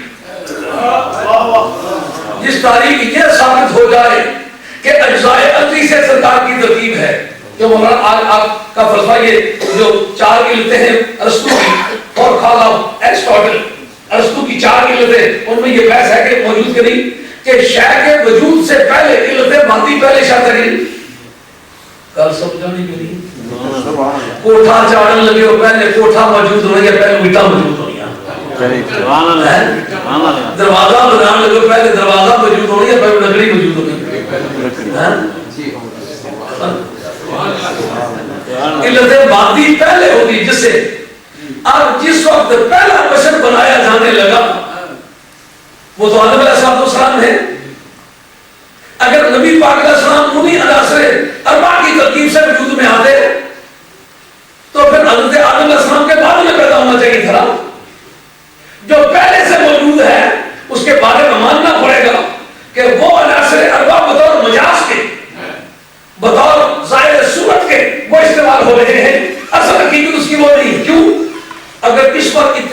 اختلافیوں کے سب سے پہلے اللہ نے میرا نور پیدا کیا.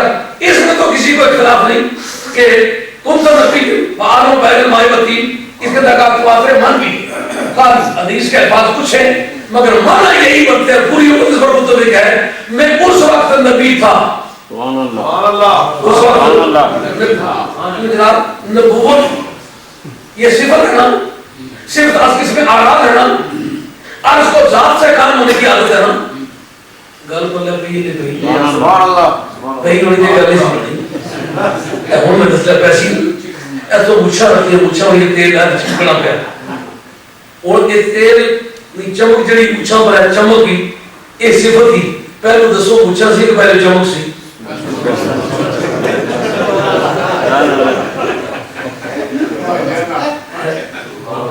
صفت بعد میں ہوتی ہے, ذات پہلے ہوتی ہے.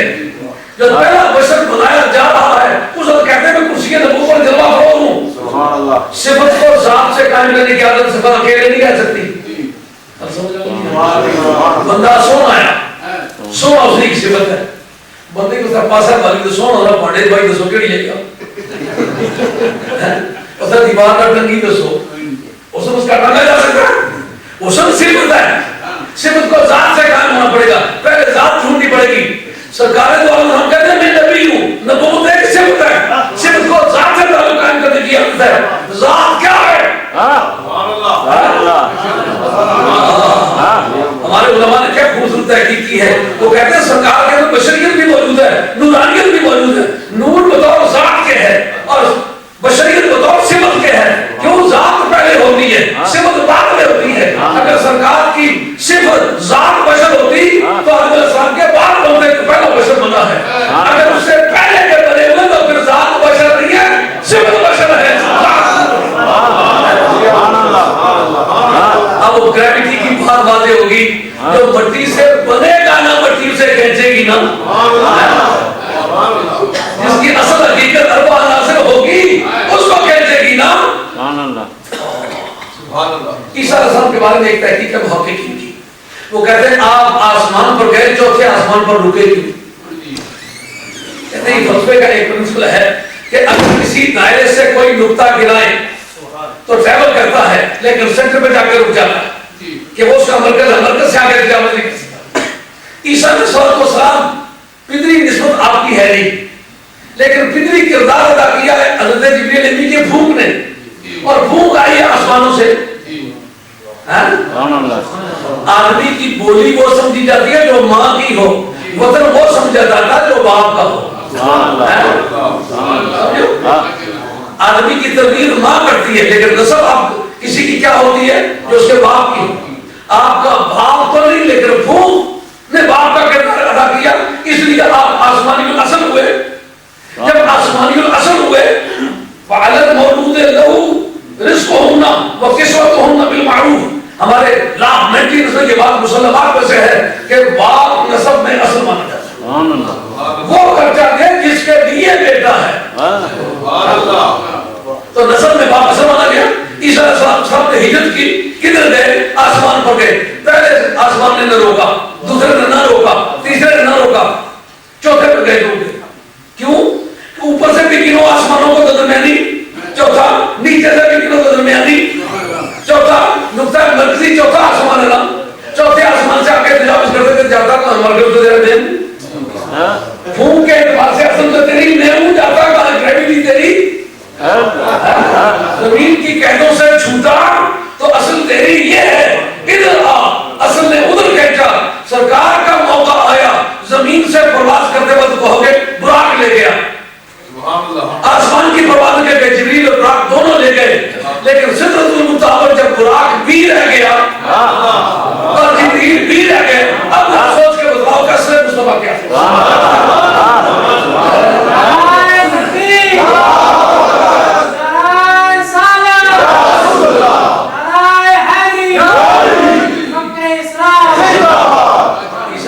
پہلے دوسرے تیسرے آسمان سے گزر گئے, چوتھے نے روک لیا کہ تیری اصل تو میں جاتا کہاں ہے. اب سرکار دو عالم علیہ السلام کو جاتے وقت مٹی سرکار کی اصل ہوتی, پانی سرکار کی اصل ہوتا, آگ سرکار کی اصل ہوتی, قرآن نار بھیجا جاتے گزر کے سب سے کسی نے نہ روکا، آسمان سے گزرے، ایک سے دوسرے تیسرے چوتھے پانچویں چھٹے ساتویں سب سے جب آگے گزرے، اگر ان میں سے کوئی اصل ہوتا تو روک لیتا۔ جب سرکار علیہ السلام پرواز کرنے لگے، جبریل امین نے کہا آگے نہیں جا سکتا، کیوں کہ تیری اصل اس دنیا کا نور ہے جس نے تجھے پابند کر لیا ہے، اب تیری عظمتوں سے ہوں بے خبر، میں اس لیے بخدا کرتا ہوں تیری عظمتوں سے ہوں بے خبر، یہ میری نگاہ کا قصور ہے، تیری عظمتوں سے ہوں بے خبر، یہ میری نگاہ کا قصور ہے، یہ میری نگاہ کا قصور ہے، یہ میری نگاہ کا قصور ہے۔ جبریل کو صدیق اکبر کو سرکار نے مخاطب ہو کر کے کہا یا ابا بکر لم یدرکنی حقیقت غیر ربی، صدیق اکبر تیری نگاہیں بڑی دور رسے پر میری اصل حقیقت کو تو پہچان نہیں سکا۔ او جبریل امین میرے رب کے بغیر میری حقیقت کوئی نہیں پہچان سکا، اب پوری کائنات انگشت بدلتا ہے کہ تیری عظمتوں سے ہوں بے خبر، یہ میری نگاہ کا قصور ہے۔ صفِ انبیاء انتظار کرتی رہ گئی، صفِ ملائکہ انتظار کرتی رہ گئی، اور اسی انتظار میں سرکار لامکان کو ستارے تیری عظمتوں سے بے خبر۔ وہ فور خاصلہ ایرسٹوٹل وہ چار علتیں جس کا آپ کی نیبزی ذکر کرتی ہے، وہ چار علتوں میں سے علت مادی پہلے ہوتی ہے۔ کسی شے کی باڈی بناؤ نا تو باڈی بنانے سے وہ مادہ پہلے ہونا چاہیے۔ اگر بشریت سرکار کی علت مادی ہوتی تو آدم علیہ السلام سے پہلے سرکار کو بشر بنایا گیا ہوتا، بشر بعد بنا، سرکار پہلے بنے ہیں۔ اب مسئلہ طے کرنے کے قابل سرکار کیا ہے، معراج کی رات جو جسمانی معراج ہوگی جو گریوٹی بتائے گی سرکار کے بدن کو کیا کیا لگا ہوا ہے، نہ مٹی نے روکا، نہ پانی نے روکا، نہ ہوا نے روکا، نہ آگ نے روکا۔ کیوں نہ روکا کہ تیری عظمتوں سے ہوں بے خبر، یہ میری نگاہ کا قصور ہے، تیری راہ گزر پہ قدم قدم، کہیں کعبہ ہے کہیں دور ہے، کہیں کعبہ ہے کہیں دور ہے۔ اب گھر کی بات سن رہی ہے، حضرت عیسیٰ علیہ السلام رکے نا، سرکار نہ رکے نا۔ جو جبریل امین نے یہ کہا کہ آگے جا نہیں سکتا، سرکار نے کیوں نہیں پوچھا کہ یار آگے راستہ کون سا پڑتا ہے، جب گیا ایکسپیرینس اور فرشتوں سے پوچھے کہ جو سب سے زیادہ سپریم اینجل ہے، آرک اینجل، اس کو آرک اینجل جو سب فرشتوں کا سردار و چیف ہے، اس کو نہیں پتا تو باقیوں کو کیا پتا ہے۔ لیکن نبی پاک علیہ السلام نے یہ کہا کہ یار آگے تم نہیں جا سکتا، میں بڑا پریشان ہوں، آگے کس طرح جاؤں گا؟ کہا کہ تم نہیں جا سکتا تو نہ جا، اس لیے کہ اگلے رات یہ صرف بلی پر کھلے، تجھ پر نہیں کھلے۔ یہ میری نگاہ کا قصور ہے، تیری راہ گزر پہ قدم قدم، کہیں کعبہ ہے کہیں دور ہے۔ حضرت جبریل امین کا یہ ذوق تھا، رب اگر تنہائی میں بھی نبیوں سے بات کرے، رسولوں سے بات کرے تو دل چاہتا تھا میری بھی پھرتی ہو۔ جب موسیٰ علیہ السلام ہم سے ڈائریکٹ بات کر رہے ہیں تو ڈائریکٹ بات چیز میں کان لگا کے سن رہے ہیں۔ ما تلک بیمینک یا موسیٰ، اے موسیٰ تیرے ہاتھ میں کیا ہے؟ قال یا عصای، یہ میری لاٹھی ہے، اتوکل علیہ واحش بها علی غنمی ولی فیہا مآرب اخری۔ سبحان اللہ۔ اگر کوئی کسی آیت کی تدریج تحقیق کر جاؤں میری رہنمائی فرمانا۔ سبحان اللہ، ٹھیک پڑھا نا؟ سبحان اللہ۔ وہ سارے جتنے کنورسیشن ہے، جتنا ڈائیلاگ ہوا ہے، وہ سارا قرآن نے بیان کیا۔ اب جسمانی معراج کا پہلا لفظ نافذ کرے فَأَوْحَى إِلَىٰ عَبْدِهِ مَا أَوْحَىٰ۔ اب کہتا ہے یہ وہ مفسر مانی والا ماں ہے نا کہا کہ اللہ تعالیٰ نے اپنے بندے کی طرف جو وحی کی 100 کی. ان کا دل چاہتا ہے پوچھو کہ کیا ہوا, کیا بات چیت ہوئی, جو ہوئی سو ہوئی. اور میرے یار کے معاملے یہ جو عقیدہ ہے جب تک جبریل نہ آئے نبی کو علم نہیں ہوتا. نبی نے بتایا مجھے میرے رب کو علم ہو سکتا ہے, جبریل کبھی ایسا ہو سکتا ہے کہ اس ہمارے علم سے آشنا نہ ہوا. پر اسے بھی کیا کہہ کے کہا کہ عبد ہی جو جسم کو محبوب کہتا نا, وہ جو سجدہ میں شروع کیا سبحان الذی اسرا بعبدہ لیلا, اپنے بندے کو سحر کرائی, جسم بھی ہے روح بھی ہے. کہا جب آخری منزلوں کی بحث ہے اس وقت کیا حیثیت تھی, کہا اس وقت بھی پوچھو تو فَأَوْحَا إِلَىٰ عَبْدِهِ مَا أَوْحَا. ان کی ابدیت کی ساتھ اسی طرح بتاش کری. کہتا یہ میری سمجھ میں نہیں آتا کہ وہ ابد ہو کے اوپر گئے کیسے. میں پوچھتا یہی سوچ کے بتلا دے وہ نور ہو کے نیچے آئے کیسے. نور ہو کے نیچے آنے کی بحث سوال کر, میں ابد ہو کے اوپر جانے کی بحث سوال کر. اس پر علامہ زرقانی نے ایک بڑا خوبصورت انداز میں بیان کیا. غار والے واقعے باب المنی کی شرح میں کہتے ہیں جس وقت نبی کریم علیہ السلام ہجرت ہمارے غار کے اندر داخل ہوئے تو غار کے منہ پہ مکڑی نے جالا تان دیا اور کبوتری نے انڈے دے دیے. اور ایک روایت ضرور دیا کہ پہلے سے کبوتری نے انڈے دیے ہوئے تھے اور پہلے سے جالا تنا ہوا تھا. جو کہتے ہیں پہلے سے تنا ہوا تھا وہ کہتے ہیں مکڑی کو ٹیم سسٹم کی عادت نہیں. مکڑی اپنے نفسیات میں جیلس ٹائپ ایک مخلوق ہے. اتنے بڑے بڑا ہوا بڑے بڑے نہیں امیر یہ ویر ہم سے ہمارا 18 ایکڑا میں جیتا تھا کوٹھی نہ بیٹھا نہیں نہ سکا. یہاں وہ ملا بھی یاد کرے جدو بار کیٹا لانا سے تو بادرہ کر کے کھڑا کرنا چاہیے. خدا شکریہ ادا کر, کوئی مسجد کی خدمت کر, کوئی مدرسے کی خدمت کر, اہل دین کی خدمت کر, کوئی قرآن کی خدمت کر, ماں کی خدمت کر, اپنے بزرگوں کی خدمت کر. پتا چلے کہ کبھی تو مارکیٹ میں لگایا کرتا آج میرا ہاؤس کا مالک ہے. یہ مکڑی کی بھی یہ عادت ہے. اتنا بڑا کام دے دی اس کی دور سے بہت زیادہ ہوتا ہے. لیکن دیکھیں اتنے بڑے جالے میں اکیلی بیٹھی ہوئی وہ چلیے تو ایسے بڑے اتنی ساری تھوڑی جان نہیں تھی بھائی یہ رکتا ہوں ایک محمد جگہ ملی ہوئی یار کہ راتوں رات جالا تھا اس کے پاس کی بات نہیں کیونکہ برادری سسٹم اس میں نہیں ہے کہ بہت سارے ہو تو ان کو مل کے ساتھ لگا کے جانا تھا. کہ اس صورت میں تو کوئی پیسہ نہیں کہ سرکار پہلے گئے سرکار کے معجزے سے وہ جالا تان دیا گیا. لیکن علامہ زرقانی اس کی روایت نہیں کرتے کہ یہ حدیث کمزور ہے. یہ حدیث کمزور ہے کہ سرکار والے جب گئے تو جالا تنا ہوا تھا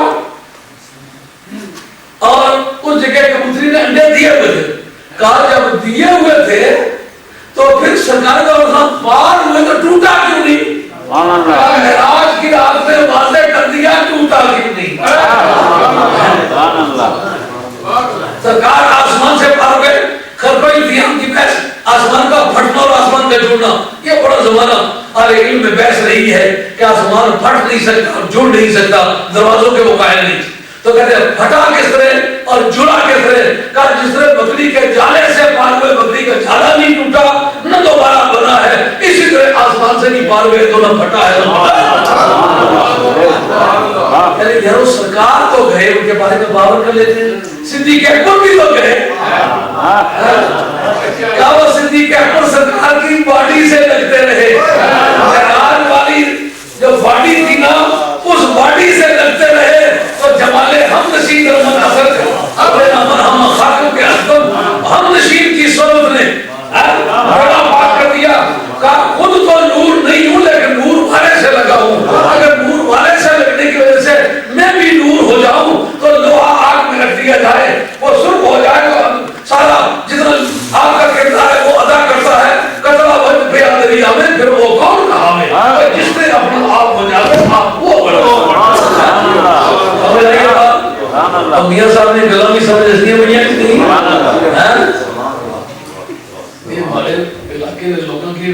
تو کیا کہ میں نے پٹھواتی بولا تو 17 میں پٹھواتی سبحان بھائی سمجھ آئیے بات کہ نہیں کہا سرکار کی باڈی سے لگے تو وہ اتنا پالش ہو جائے کہ اگر وہ جالے سے گزرے تو جالا نہ ٹوٹے، تو وہ باڈی جو نبی پاک کی روح کے ساتھ رہتی ہے اس میں اگر اتنی کیفیت آ جائے کہ لامکان میں جائے کہ اس کا کچھ نہ بگڑے تو پھر اس کے مطابق یہ قیاس کرنے کی جانس ہے کہ نہیں؟ سبحان اللہ سبحان الذی اسری بعبدہ لیلا، جسمانی معراج کا ذکر ہے۔ اور انبیاء علیہ السلام جب تشریف آئے تو لکھا ہے حضرت علامہ بدر الدین عینی جن کا سند وفات 854 ہے، جو جنہوں نے عمدۃ القاری شرح بخاری کی 25 جلدوں میں لکھی ہے، الحمدللہ 25 کے 25 جلد پورے لفظ مجھے دیکھنے کا موقع ملا۔ اور حدیث کے وقت میں نے 110 جلد صرف بخاری کو دیکھا، تو اس کے اندر یہ لکھتے ہیں انبیاء علیہ السلام کی جو زندگی ہے حقیقی ہے اور واقعی ہے، اور جسموں کے ساتھ آئے۔ یار جسموں کے ساتھ آپ کہتے ہیں جب تک فرشتہ جبریل امین جا کر کے اطلاع کرے تو نبیوں کو پتہ ہی نہیں ہوتا، اور وہ جبریل امین تو ادھر مصروف ہے ان کو پتہ نہیں کون گیا ہے۔ اب جب وہ آئے تو سرکار کو اللہ صلی اللہ علیہ وسلم نے حضرت عادل علیہ السلام سے کہا کہ آپ کے کھڑے ہو کے نماز پڑھائیں۔ اگر روح ہوتی تو روح امامت کیا کرتی ہے، کچھ کے سرکار کا حدیث میں روح موجود ہے، کہتے آگے کھڑے ہو کے نماز پڑھائیں۔ وہ کہتے ہیں یبنی صورت و یا ابی منا، اے ظاہری طور پر میرے بیٹے، باطنی طور پر میرے باپ، تیری موجودگی میں میں آگے نہیں سکتا۔ ابراہیم علیہ السلام سے کہا کہ رب نے آپ سے کہا تھا کہ انی جاعل للناس اماما، آپ لوگوں کا امام بنانے والا، آپ کا ٹائٹل قرآن میں امام کے لفظ موجود ہے، تمہارے للناس بھی ساتھ موجود ہے، اپنے لوگوں کا امام ہوا اور نبیوں کا امام دوری ہو سکتا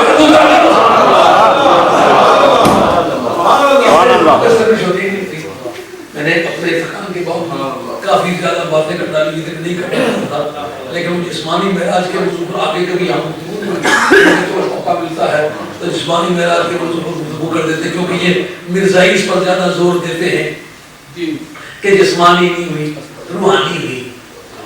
قصہ کا تو ہی کیا فائدہ چلیا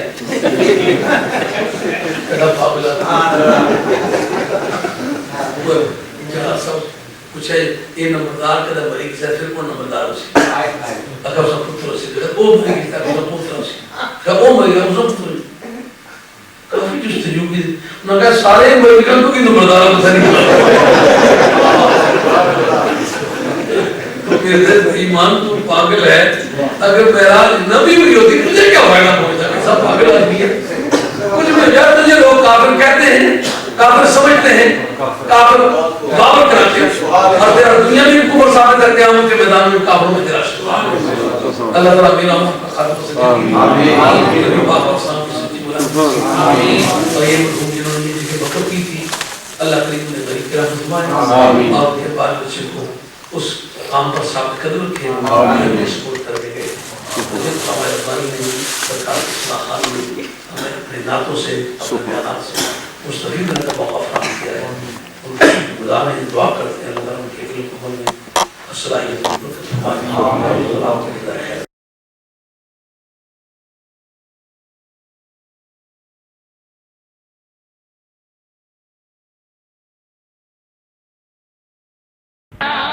Tariq gift and Islamic audio video centre 1000 سے زائد مختلف موضوعات پر علماء اکرام کی بصیرت افروز تقاریر، قراء اعظام کی آواز میں تلاوت کلام پاک، نعتوں اور دلچسپ مناظروں کے آڈیو اور ویڈیو کیسٹس دستیاب ہیں۔ پوٹوہاری اشعار، قوالیوں کی کیسٹ اور اس کے علاوہ قاری محمد اشرف سیالوی کی کیسٹیں پورے یوکے میں صرف ہمارے ہاں ملیں گی۔ Tariq gift and Islamic audio video centre 10 Carlisle road نزد حنفیہ مسجد، بریڈ فورڈ 8، ٹیلی فون 480327 اور 775721۔